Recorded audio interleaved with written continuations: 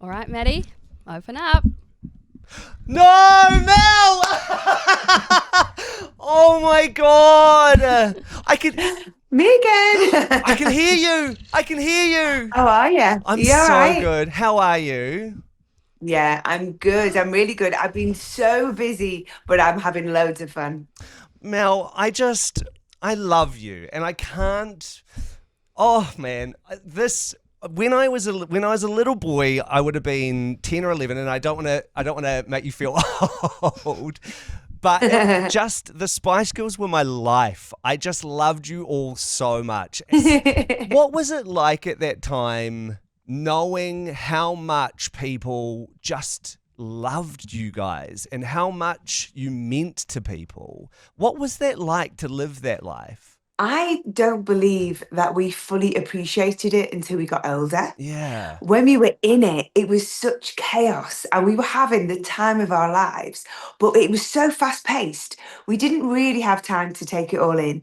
And I think when we toured in 2019, we did some stadium shows in the UK. And we just had a really beautiful moment of reflection. And we were able to appreciate how much it had meant to so many people. It was such a flash in the pan. That's the crazy thing when you look back at it, right? Like, it felt like the Spice Girls were, I mean, you dominated, but it was actually the time that you guys were together in those initial years was actually quite short in the grand scheme of things, right? It really was. It really was. It was crazy. So we'd met in 94, but then we didn't release Wannabe until 96. Yeah. But by 98, we'd made two Yeah. albums, a movie, we were on the road touring, and Jerry Oh, left bloody in Jerry. 98. So Bloody really, Jerry. there was only like 2 years of that real Spice Mania time. I remember talking. I'm a godson to a boy, and when I got asked to be a godparent, I said to my friend, "I don't know that I can really. I don't know what I'm meant to do here. I don't know what I'm meant to teach this kid." And then she said, teach him about the importance of the Spice Girls. That is your job. You need to teach this kid about how amazing the Spice Girls were." And I was like, I can do that. I can totally do that. That's amazing. I love that. And I love that your friend wanted you to do that. It is one of the things that we are so proud of. It's a legacy that lives on. Even we find we have fans, people will approach me all the time, and I'm like, there's no way that you were born when the Spice Girls were around. But it's so beautiful because it just gets passed down generation to generation, doesn't it? Yeah. And then what's it like now living with the legacy of the Spice Girls, but also trying to, like, I guess, forge your own path as well? How much does the Spice Girls influence carry with you into your own stuff now? It influences everything I do, obviously being a solo artist, and I have been for a long time, but being Sporty Spice is a massive part of who I am as a person, as a performer, as a songwriter. And I think probably the new music that I've been making with Sweat being out right now and the album next year, this feels really influenced by that. Musically, it's different. I've probably gone a little bit harder. I've been working more in an electronic dance world, but it's still pop music. And I think it's the humour that's different. A song like Sweat, it's really bringing my love of fitness into my music world as well. So I always feel like I want to make music that's inspiring and motivating. And that's what feels very Spice Girls to me.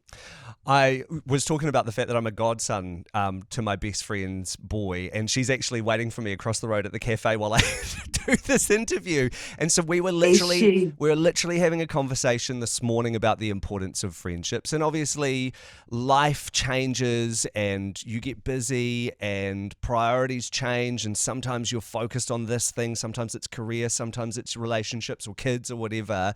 But my friendships have just been the enduring thing that have always carried me through, no matter what else has been going on in my life. How much does Mhm. that? How much of that do you carry with you with the girls? Oh, so much because we experience something so unique together, and we're kind of more than friends, we're family.